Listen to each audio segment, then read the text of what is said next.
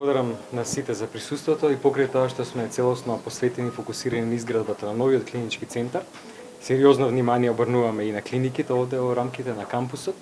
Оваа клиника за пластична хирургија сега е целосно реновирана со тоа што таа врвна експертиза која што може да ја даде на сите пациенти, граѓани на нашата земја, сега може да даде во едни навистина современи услови, заради тоа што од една страна многу важно со оглед на тоа што овде се работи освен реконструктивна и естетска хирургија.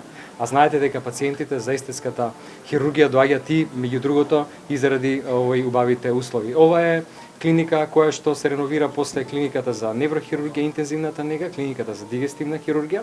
Понатаму завршува проектот за реконструкција на клиниката за анестезија, реанимација и интензивно лекување и со истата динамика ќе продолжиме со реновирање на дел од интерните клиники кои што навистина се наоѓаат во стара зграда. Овие две згради се практично најстарите и се од 40-тите години на минатиот век.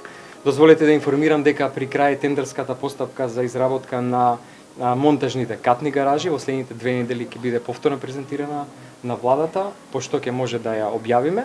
И би сакал да истакнам дека соработката со Австрија продолжува и на друго ниво. Сакам да изразам голема благодарност на професорот Азман, кој што е веќе 5-ти пат во нашата земја.